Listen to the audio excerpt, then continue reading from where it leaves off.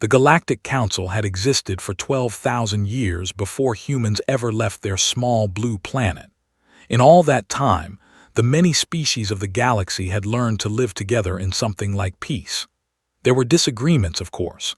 Sometimes there were small wars, but mostly, the galaxy worked according to rules that everyone understood. When a species lost a battle, they accepted it. When a planet was taken, the people there became part of the winning empire. Resources were shared according to treaties, and disputes were settled by the council. It was not perfect, but it worked. The galaxy moved forward, always forward, never looking back. No species in the galaxy understood the human concept of revenge. The word itself did not exist in any of their languages. The closest translation in the Velthari tongue meant something like delayed response to harm, but even that failed to capture what humans meant by it. The Kreth had a phrase that translated roughly to returning injury, but they used it only to describe immediate defensive actions, not something planned over years or generations. Humans were different. Ambassador Kira Chen stood before the Galactic Council for the first time, representing a species that had only discovered faster-than-light travel 40 years earlier. She was small by galactic standards, barely reaching the shoulder of most council members. Her skin was soft and easily damaged. She had no claws, no venom, no natural armor. By every measure the galaxy used, humans should have been a prey species. But there was something in her eyes that made the older species uncomfortable. "We come in peace," Kira said, her voice steady. "We seek only to join the galactic community and share in its knowledge." The Council approved humanity's application. They assigned humans a small section of space near the outer edge of the galaxy, far from the wealthy center. The humans accepted this without complaint. They built their colonies. They traded with their neighbors.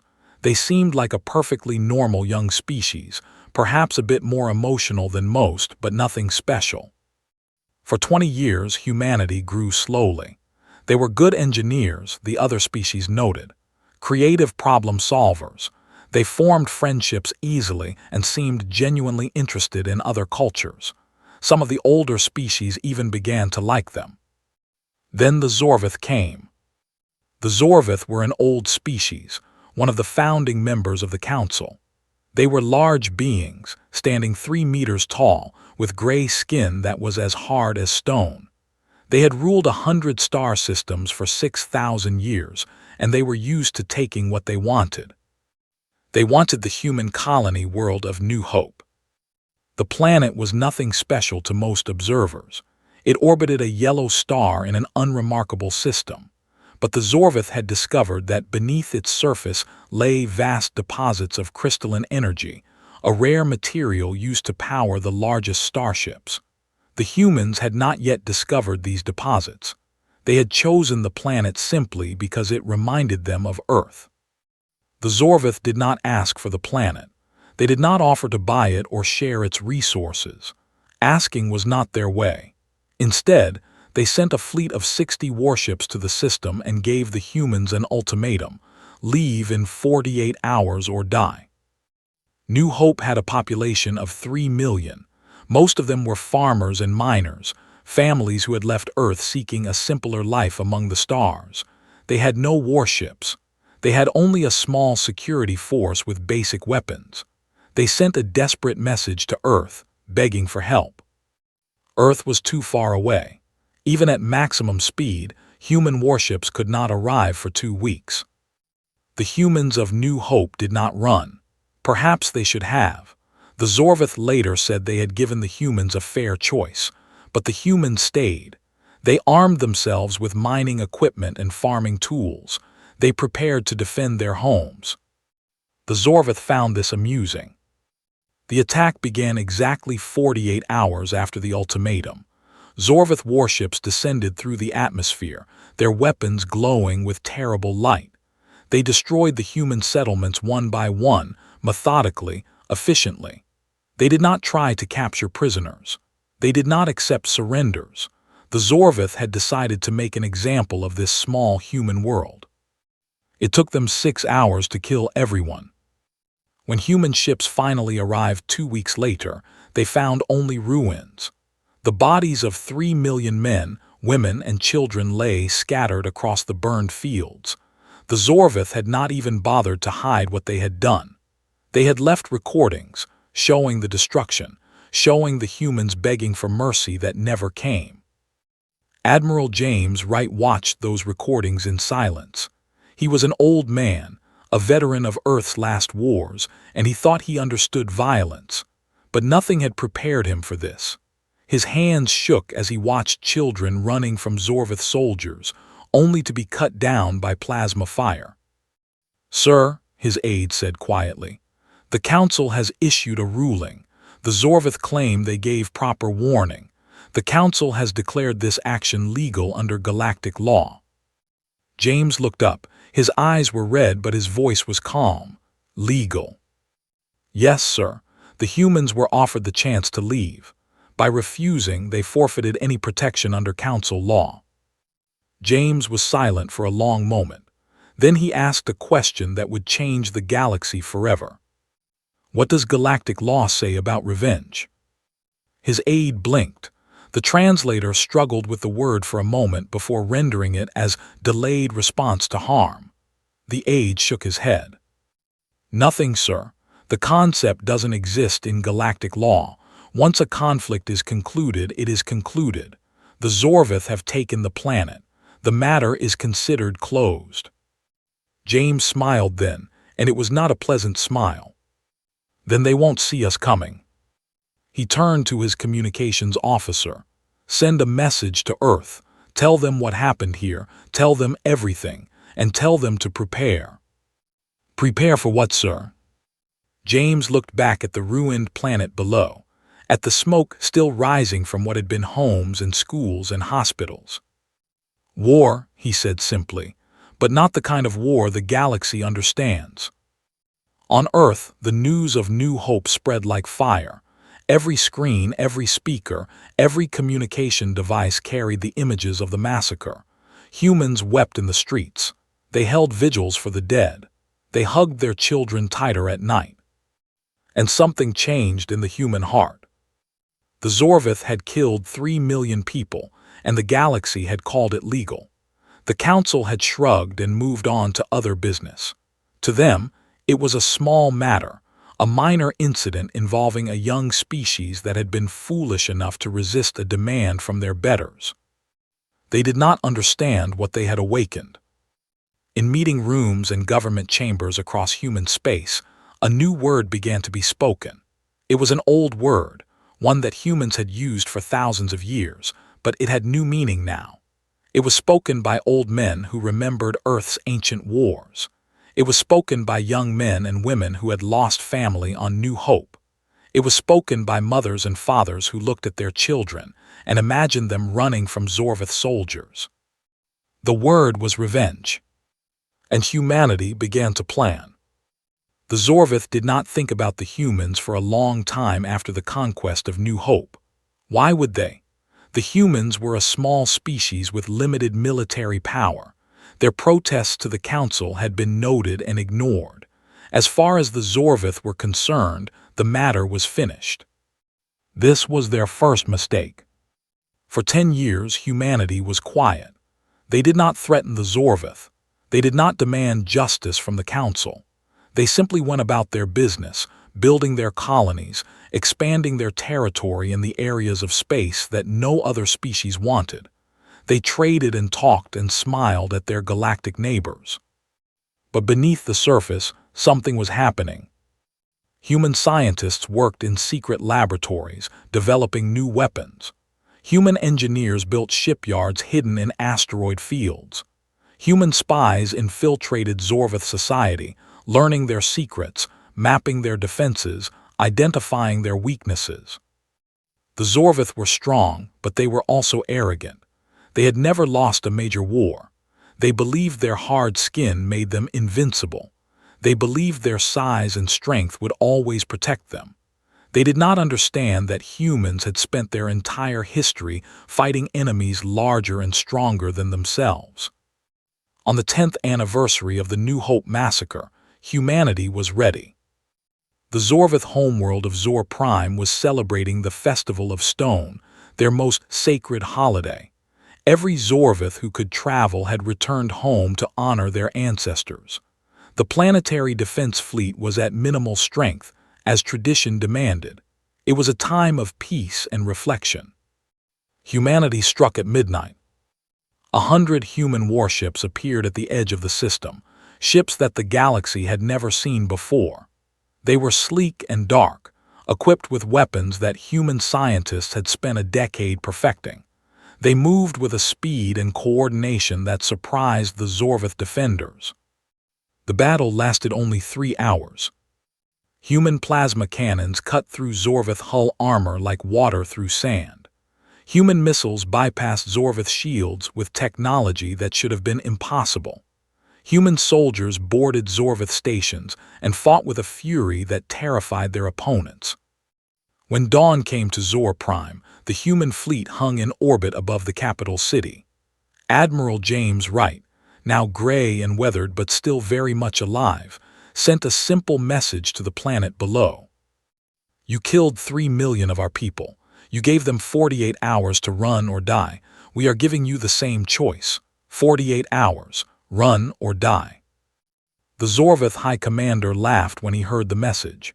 The humans were bluffing, he was certain. No species in the galaxy actually carried out such threats.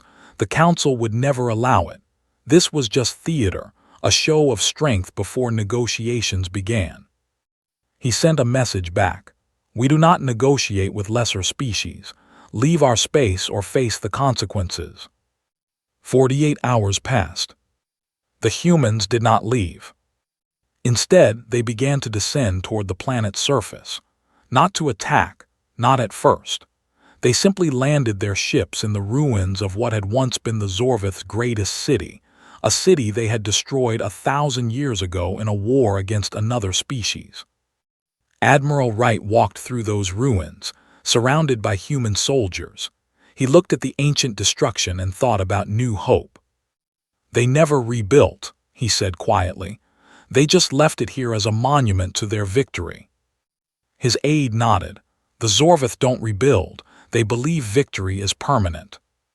"Then they're about to learn something new." The attack on Zor Prime was not a massacre. Humans were capable of such things, they knew, but they had decided this would be different. They wanted the Zorvith to understand what was happening.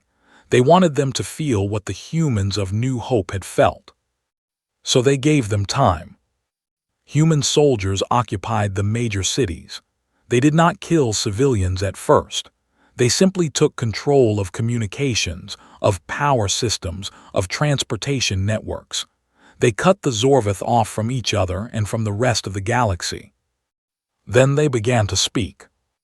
On every screen, every speaker, every communication device on Zor Prime, the faces of the dead appeared. 3 million humans, one by one. Their names, their ages, their families, their dreams that would never be fulfilled. "These are the people you killed," the human voice said. "Look at them, remember them, because we will never forget." For 3 days, the names scrolled across every screen on the planet. The Zorvith could not escape them. Even when they closed their eyes, they could hear the voices speaking name after name after name. And then the countdown began. 48 hours, the same time the Zorvith had given New Hope. The Zorvith sent a desperate message to the Galactic Council. "Help us," they begged. "The humans have gone insane. They mean to destroy us." The Council was shocked. This was not how things were done. Conflicts were supposed to end when one side surrendered or was defeated. The humans had no legitimate grievance under galactic law. The New Hope incident was closed. But the humans did not care about galactic law. Ambassador Kira Chen, now old but still sharp, stood before the council one more time. Her voice was cold as she spoke. "You told us the massacre of our people was legal. You told us the matter was closed. Very well. We closed it in our own way. You have no law against revenge because you never imagined anyone would seek it. That was your mistake." The council demanded that humanity withdraw from Zorvith space. They threatened sanctions, isolation, even military action. Kira smiled that same unsettling smile that James Wright had smiled 10 years before. "You are welcome to try," she said, "but I would suggest you watch what happens on Zor Prime first, then decide if you want to be our enemies." On Zor Prime, the countdown reached 0. The humans did not destroy Zor Prime with weapons. That would have been too quick, too simple. Instead, they did something far more terrible. They remembered. Human soldiers went from building to building, gathering every record of the New Hope massacre. Every order, every communication, every recording made by Zorvith officers who had laughed while humans died. They compiled it all into a single archive and broadcast it to the entire galaxy. The Zorvith had been proud of what they did at New Hope. They had kept detailed records as a lesson to other species who might think of resisting them. Now those records became their shame. Then the humans began to arrest the soldiers who had participated in the massacre. Not all of them, that would have been impossible. But the ones who had commanded the attack, the ones who had ordered the killing of children, the ones who had refused surrender after surrender. These Zorvith were taken from their homes. They were brought before human judges in courts broadcast across the galaxy. They were shown the faces of their victims and asked to explain why they had done what they did. Most of the Zorvith had no answer. They had simply followed orders. They had done what their people had always done to lesser species who refused to submit. They did not understand why they were being judged for something that had been legal. The humans explained it to them. "Your law does not recognize revenge," the chief judge said. "But human law does. Under our law, you are murderers. Under our law, you will answer for what you did." The trials lasted a year. In the end, 400 Zorvith were found guilty. They were not executed. Humans had decided that death was too easy, too similar to what the Zorvith had done at New Hope. Instead, they were sent to a prison colony on a cold, dark world at the edge of human space. They would spend the rest of their lives there, thinking about what they had done. But humanity was not finished. The Zorvith had taken New Hope because of the crystalline energy beneath its surface. That energy was valuable, worth more than 100 ordinary planets. The Zorvith had been mining it for 10 years now, growing rich from human soil. The humans took it back. Every last crystal, every ounce of the precious material, was removed from New Hope and brought to human space. The Zorvith were forced to watch as their treasure was carried away. They were forbidden to set foot on the planet ever again. Then the humans did something that shocked the galaxy even more than the military victory. They rebuilt New Hope. Where the Zorvith had left only ashes and bones, humans returned to plant seeds and raise buildings. They rebuilt the cities, the farms, the schools. They erected monuments to the dead, but they also built homes for the living. New settlers came from Earth and other human worlds, determined to create something beautiful from the ruins. The message was clear: humans could not be conquered by destroying what they loved. They would always return, they would always rebuild, and they would always remember. The galaxy watched all of this in stunned silence. No species had ever done anything like this before. Conflicts were supposed to end. Wounds were supposed to heal. Species were supposed to accept losses and move on. But humans did not move on. They held onto their pain and transformed it into something powerful. The Zorvith were broken by what the humans had done to them. Not destroyed, not physically at least. They still had their worlds, their people, their history, but something fundamental had changed. They had been powerful because they believed they could not be challenged. Now everyone had seen them brought low by a species half their size. Other species began to look at humans differently. The Velthari, who had always been friendly to humans, invited them to strengthen their alliance. They offered advanced technology, trade agreements, and military cooperation. They wanted to be on humanity's good side. The Kreth, who had considered humans too weak to matter, suddenly became very interested in peace negotiations. They offered to return 2 star systems they had claimed from humanity's territory a decade earlier. They asked for nothing in return. Even the council members who had dismissed the New Hope massacre as a minor incident now treated human representatives with careful respect. They listened when humans spoke. They considered human concerns. They did not want to give humanity any reason to remember them badly. And in the dark corners of the galaxy, in the places where pirates and criminals hid from the law, a new rule emerged. Do not touch human ships. Do not raid human colonies. Do not harm human citizens, because humans never forgive and never forget. 10 years after the Battle of Zor Prime, Ambassador Kira Chen gave her final address to the Galactic Council. She was very old now, her hair white and her movements slow. But her eyes still held that unsettling quality that had made the council uncomfortable at her first appearance. When we first came to this council, she said, you looked at us and saw a weak species. We were small, we were soft, we had no natural weapons. You thought we would be easy to control, easy to ignore, easy to destroy if necessary. She paused, looking around the vast chamber at the representatives of 1,000 species. You were wrong, we are not weak, we are patient, we are determined, and we have something that none of you ever imagined. She leaned forward slightly, her voice dropping. We have the capacity to remember every wrong done to us, to carry that memory across years, across generations, across centuries if necessary, and to act on that memory when the time is right. The chamber was utterly silent. You call it revenge, we call it justice. Whatever name you give it, understand this, we will never start a conflict. We will never attack without provocation. But if you harm us, if you kill our people, if you destroy what we love, we will come for you. Not immediately, not rashly, but inevitably. She straightened and smiled. We hope you never give us reason to remember you badly. Thank you.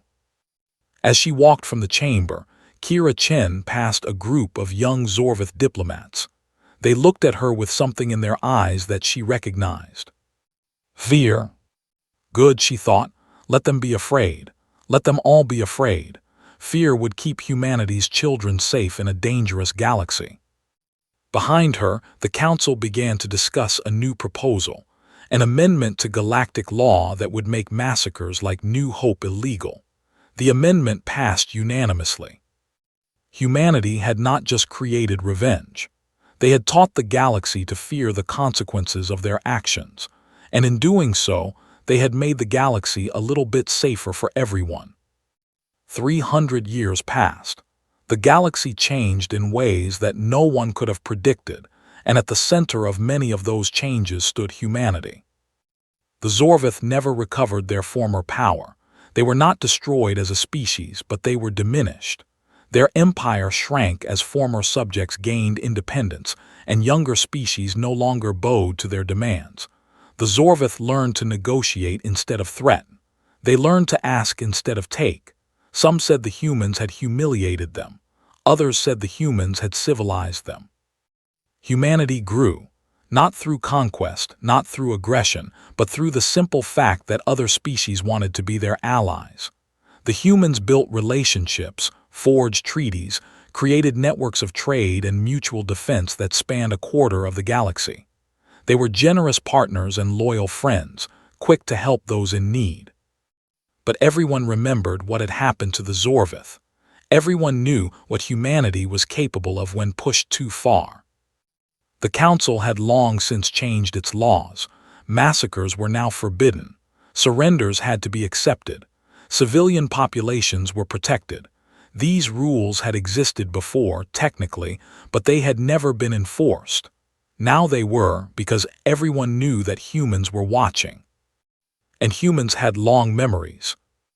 On the anniversary of the New Hope massacre, humans across the galaxy observed a day of silence. They did not work. They did not celebrate. They simply remembered. The names of the dead were read aloud on every human world, all 3 million of them, a tradition that would continue as long as humanity existed. New Hope itself had become a garden world, one of the most beautiful planets in human space. Millions of people lived there now, and the scars of the attack had long since healed. But at the center of the largest city stood a memorial, 3 million lights that never went out, each one representing a person who had died. Every human child learned about New Hope in school. They learned about the massacre, about the waiting, about the revenge. They learned that humanity was capable of great patience and great fury. They learned that some things should never be forgiven. And they learned to be proud of it. On the 300th anniversary, something remarkable happened. A delegation of Zorvith came to New Hope. They came not as conquerors but as pilgrims, seeking to make peace with the past. The leader of the delegation was a young Zorvith named Karath. He was born long after the massacre, long after his people's defeat. He had grown up in a Zorvith society that had learned humility through suffering. He stood before the memorial and looked at the 3 million lights. He read the names scrolling across the monument's base. He thought about what his ancestors had done, and he felt shame.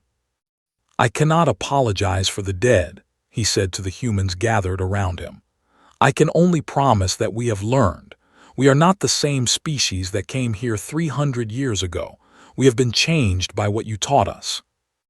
The human governor of New Hope, a woman named Sarah Wright, direct descendant of Admiral James Wright, looked at the young Zorvith for a long moment.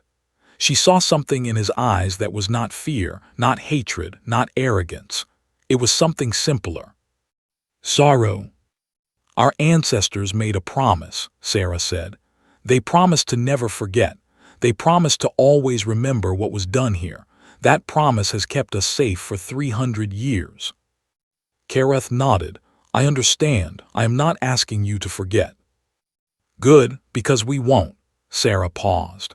"But our ancestors also hoped for something else. They hoped that their revenge would teach the galaxy to be better. They hoped that no species would ever again do what yours did here. And has that hope been fulfilled?" Sarah looked at the lights of the memorial, thinking about her grandfather's grandfather, who had commanded the fleet that brought humanity's vengeance to Zor Prime. "Mostly," she said. "The galaxy is not perfect, but it is better than it was. Species think twice before attacking civilian populations. The Council enforces its laws. The strong do not prey on the weak as freely as they once did." She turned back to Karath. "That is because of what happened here. First the tragedy, then the response. Both were necessary, both changed everything." Karath was silent for a moment. Then he did something that no Zorvith had ever done before. He bowed his head to a human, a gesture of respect among his people. "Then perhaps some good came from our ancestors' evil," he said. "Perhaps the dead did not die for nothing." Sarah reached out and touched the young Zorvith's arm. It was a simple gesture, but it carried weight. For 300 years, humans and Zorvith had not touched except in violence. "Perhaps," she agreed. "We will never forget what was done, but we can choose what we do with that memory. We can use it to hate forever, or we can use it to build something better." "What do you choose?" Sarah smiled then, a genuine smile, the first a human had ever given to a Zorvith. "We choose both," she said. "We remember the hate so that we never become weak, but we also remember the hope so that we never become like those who hurt us." The delegation stayed on New Hope for a week. They walked through the cities that had been built over the ashes of the old. They talked with humans who had never known fear of the Zorvith. They saw children playing in parks that stood where their ancestors had committed murder. When they left, they carried with them something precious, the beginnings of understanding. The galaxy had changed. Humans had changed it, not through conquest, but through the simple fact of their existence. They had introduced something new into the galactic order, something that had never existed before. Accountability. Before humans, powerful species could do whatever they wanted. There were laws, but laws could be ignored. There were morals, but morals could be set aside when convenient. The strong took from the weak, and the weak accepted it because they had no choice. Humans had given them a choice. They had shown that the weak could become strong if they were patient enough. They had demonstrated that actions had consequences, even actions that seemed safe at the time. They had proved that memory was a weapon more powerful than any plasma cannon.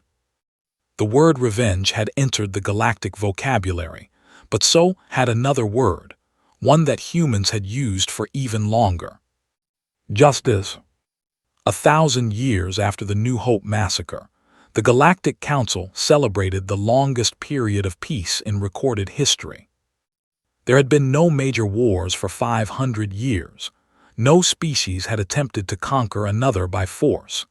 Disputes were resolved through negotiation, and the Council's laws were respected throughout known space. Some historians called it the human peace. Humans themselves had changed over the millennium. They had spread to 1,000 worlds, mingled with other species, developed technologies that would have seemed like magic to their ancestors. But some things had not changed. They still remembered. On New Hope, the memorial still stood. The lights still burned. The names were still read aloud every year, all 3 million of them. Human children still learned the story in school, though it now seemed like ancient history rather than recent tragedy. But the lesson remained. An elderly human scholar named David Chen sat in his study on Earth, working on the definitive history of the New Hope event. He had spent his entire life researching it, interviewing descendants of survivors, poring over records from both human and Zorvith archives. Now, at the end of his work, he was trying to answer a simple question: had humanity done the right thing? The revenge against the Zorvith had been brutal. It had violated every norm of galactic behavior. It had terrified species that had nothing to do with the original massacre. For centuries, some had called humans monsters, destroyers, beings consumed by hatred. But the peace that followed spoke for itself. David looked at the statistics on his screen. Before humanity's revenge, there had been an average of 3 major interspecies conflicts per century. Civilian casualties in those conflicts numbered in the billions. Weak species lived in constant fear of being conquered or destroyed. After humanity's revenge, the numbers plummeted. Powerful species learned to restrain themselves. Weak species gained the courage to resist unfair demands. The galaxy became, slowly but surely, more just. All because humans had shown that there was a price for cruelty. David began to write his conclusion. The concept of revenge is often seen as primitive, destructive, counter to the ideals of civilization. And it is true that revenge, pursued blindly, can become a cycle of endless violence. But humanity did not pursue revenge blindly. They waited. They planned. They struck with precision at those who had wronged them and only those who had wronged them. They demonstrated that consequences were possible without becoming perpetual aggressors. Most importantly, they stopped. After the Zorvith were humbled, humanity did not seek to destroy them. They did not pursue revenge against species that had merely looked the other way during the massacre. They did not become what they had fought against. They simply made clear that actions had consequences. This was humanity's gift to the galaxy. Not war, but accountability. Not destruction, but the credible threat of destruction for those who crossed certain lines. Not hatred, but the promise that hatred could be awakened if necessary. The galaxy learned to fear humanity. But more than that, the galaxy learned to be better because of humanity. And perhaps that is the true definition of justice, not just punishment for the guilty, but improvement for all. David saved his work and leaned back in his chair. Outside his window, the city of New Geneva stretched toward the horizon, a testament to everything humanity had built over the past millennium. Somewhere out there, among the stars, the descendants of the Zorvith were living in peace alongside human neighbors.